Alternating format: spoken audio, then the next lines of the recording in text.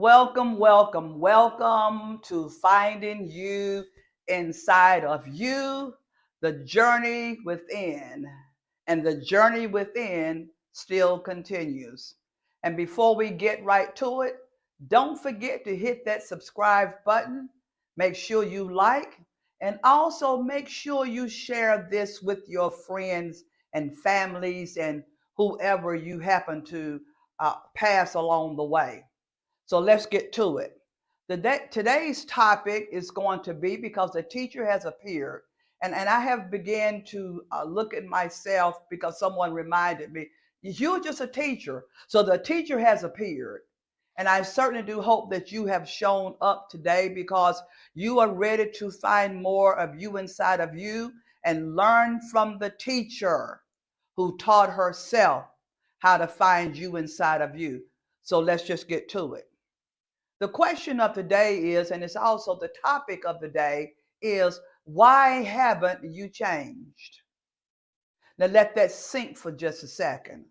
Why haven't you changed? Why aren't you changing? And why aren't you changing with the changes? Because we are living in a time of change. And the thing about it is this. You may resist the change, but the changes that are happening in your life and all around us is not asking us this day and time for our permission. Look at it as far as the universe or the world or the planet. Nothing stays the same. We live in cycles and we live in seasons. And it doesn't matter where you live at. Change is all around you. And sometimes we are aware of the change, and sometimes we're not aware of the change. But then there is something on the inside of us that lets us know or gives us that feeling that something is happening.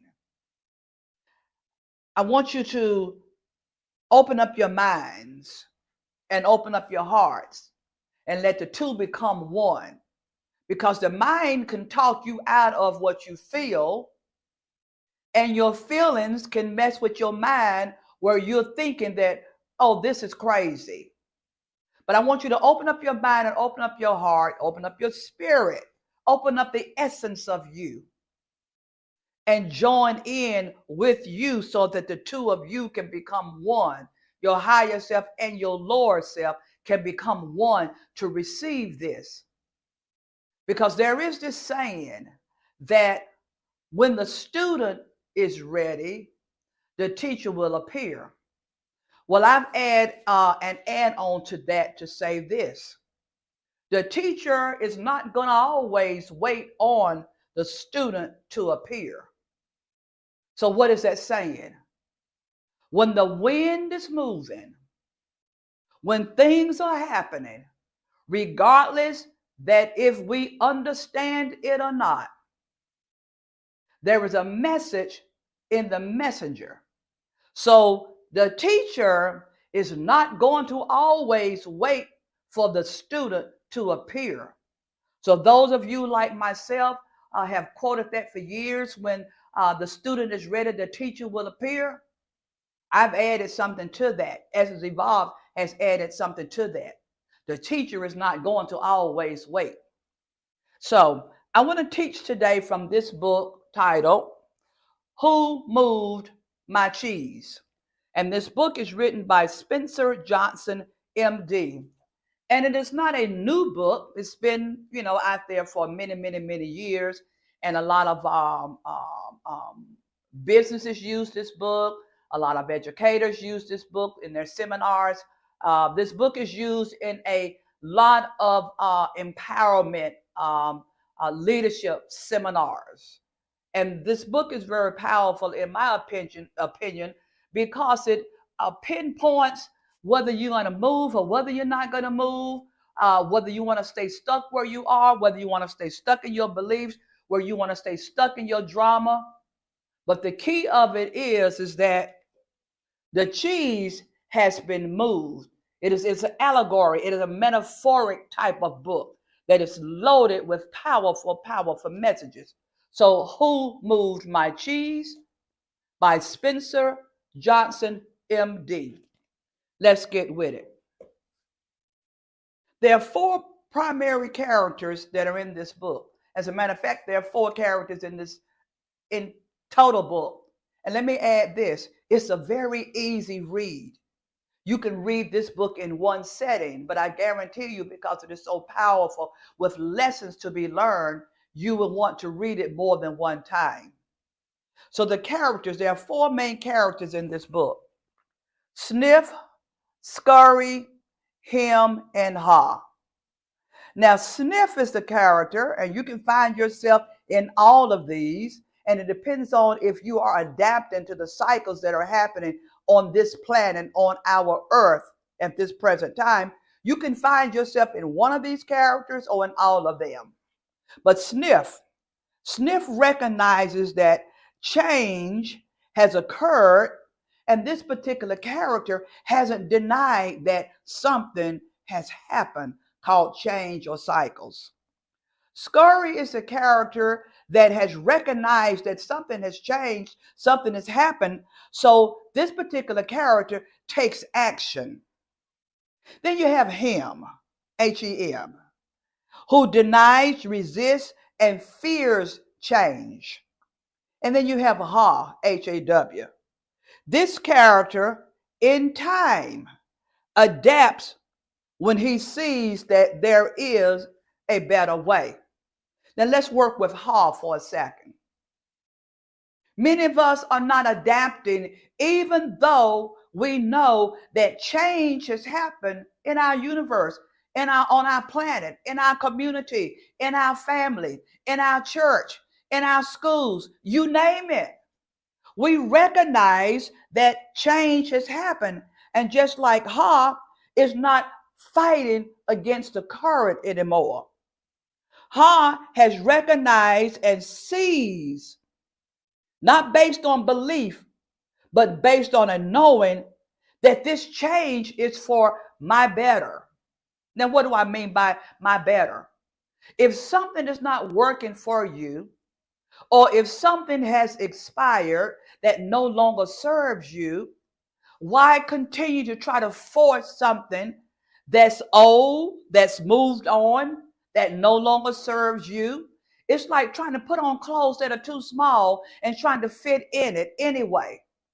It's uncomfortable. It doesn't look right on you. And then people who that are honest but in love would say, you need to go and change that. So it's just like, someone is telling you in love that, that's old, or that doesn't fit, or look, you know that you are uncomfortable in those tight shoes. I can tell that they don't fit you anymore because the way you're walking, okay? So here's Ha, who has said, you know what? I already know it. You just telling me what you already see. So I'm going to accept the change. And it's like a story that I wrote many years ago about Alvin the turtle. Alvin was right in the middle of the road, right at the brink of going to the other side, because he was tired of being on the other side because it wasn't working. So when he looked afar, he said, I'm going to go ahead and cross this road because I see something better on the other side. All right, stay with me. Let's go to Him, H-E-M, the one that resists change, the one that resists because of fear or even denies that a thing has changed. I talked on one of my podcasts prior to about something called cognitive dissonance. And cognitive dissonance is this simply: you know a thing is the truth, but you would deny that it is the truth, and you will paint the picture of it being something else. It's just like this is a white sheet of paper. But cognitive dissonance tells me in my mind, oh, it may be a white sheet of paper, but it's not a big white piece of paper. Oh, it might be a white piece of paper, but you can't write on it. You can't use it. That's not the point. Cognitive dissonance will not let me believe or allow me to believe, because I've been socialized or conditioned or programmed, that a thing is not a thing. A thing is a thing. Cycles have changed. Seasons have changed. And isn't that just like your God, spirit, universe, it, however you want to define something that is greater than humankind? The great I am, God, spirit, Yeshua, the Christ. What is greater or bigger than me works in cycles, works in seasons. And when I said, when the student is ready, the teacher will appear, the teacher is always appearing. But you can miss your window of opportunity because you can be like him, H-E-M. I don't have to do that. This is the way my family has always done it. This is the way my mother has always cooked it, so I'm going to stay the same. This is the way my community has always done it. This is the way all of my black people have done it, all my Jewish people. Let's break it down to ethnicity, which you're looking at generational beliefs and traditions. This is the way we've always done it. So him, H-E-M, is denying that change has happened, denying that the cheese has been moved. Because what happened is, at the beginning of the story, they were all able to go and get the cheese. It was always in the same place. But then something happened, the cheese moved. Things changed. Seasons changed. And in this powerful little book, these 4 characters were always used to going to the same spot, the same place, with the same people, doing the same thing, getting the same cheese. But one day they all showed up and the cheese was gone. Now let's break it down to Scurry, S-C-U-R-R-Y, this particular character. When Scurry went to the cheese station and saw that there was no more cheese, Scurry had to think for a second, because he kept going back and the cheese was never there. It was gone. So Scurry had to sit with his or herself and say, listen, this is where meditation can come in, where you sit with yourself and you begin to be quiet and you begin to listen. Okay, the cheese is no longer there. I've gone back 5 times, 50 times, 100 times, 1,000 times. It's not coming back. The cycle has changed. The season has changed. The universe is always moving. It's never still. And tomorrow is going to be different than today or tonight. Depends on where you are. So what Scurry did, it said, things have changed. The cheese is not coming back. So now what must I do now? What should I do now? You see, that's where the critical thinking comes in. And I did a podcast on that. I began to think and sit with myself and listen. What should I do now? Why do you think you have a brain or a heart? That the divine spirit, that which is greater than anything else that exists outside of myself, other than nature, other than those things that humankind could not have possibly created. So now I'm sitting with myself and I'm listening. I'm asking myself this question: where do I go from here? What's next for me? Because something has happened. And let's get to our last character, and I'll conclude this part with this. Here you have sniff, S-N-I-F-F. Now think about when an animal sniffs you, or when you're sniffing out something that smells good. Your sense of smell begins to kick in. You may not see it, but your sense of smell kicks in because, I smell something has changed. I smell something that smells good. I don't know what that is, but it certainly does smell good to me. So what Sniff did, by going to the same cheese station, and the cheese has been gone, you went back 1 time, 2 times, 50 times, 100 times, and it's gone. So what Sniff did, Sniff began to recognize that change had occurred and didn't deny it. And that's the place that we have to get to. Change has come. No more making excuses. No more procrastinating. No more denying. No more having to go to this person and that person and everywhere all over the planet trying to find answers when intuitively inside of you, the light that's inside of you, the you inside of you. And as you find you inside of you, we become like sniff. When we're sniffing out, oh, something has changed. Because guess where the first change started at? It started with me as I began to find me inside of me. That which no longer serves me, that which is not me and has never been me any time at all, when I learned the truth. And I will end with this. We have to move from these elementary principles. And I took that statement phrase from the Bible because I do like some Bible scriptures, and I'll be honest with you, some of them don't make a lot of sense to me, but the ones that do, this one makes a lot of sense to me when it says, move beyond the elementary principles. Now think about what elementary principles is. That's a low vibration. That's a low scale. That means that you're still in primary school.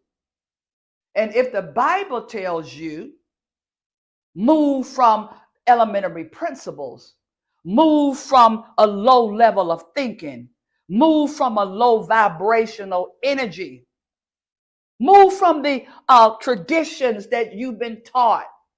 And I'm not saying it's bad, but move from that. That means elevate from that. How can you take your tradition and amplify it? What can you do different with that rather than doing the same thing over and over and over and over and over? Well, we used to put the plate here, but I'm moving from the elementary principles by saying, we're not going to use plates. What we're going to do, we're going to go to the park and we're all going to just have a picnic. I'm moving from the elementary principles. I'm moving from the tradition. I've moved to 8th grade. Then I moved to 12th grade. And then I moved to my PhD, okay? I'm moving from the elementary principles. And I will end with this one. I have about 20,000 closures before I actually do close.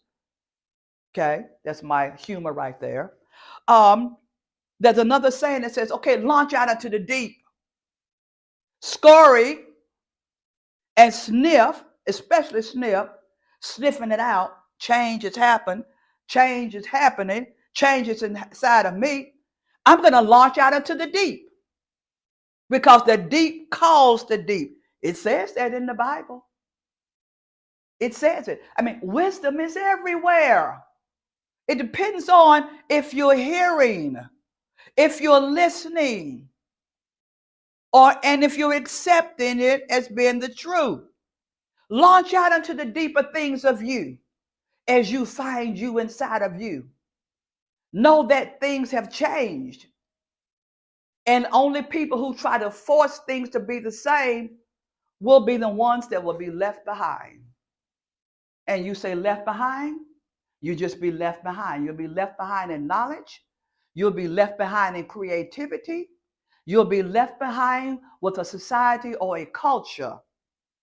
And everything does not go against your conscience because some of these changes or a lot of these changes are for your good benefit and your children's children's children's children's children. But as you find you inside of you, you recognize that as changes now has happened on the inside of me, I'm understanding the good changes that are happening outside of me. So I align myself with that because I'm finding me inside of me. So I'm going to end with that. Don't forget to subscribe and share this wisdom, this knowledge, this teaching from the teacher to others. Until the next time.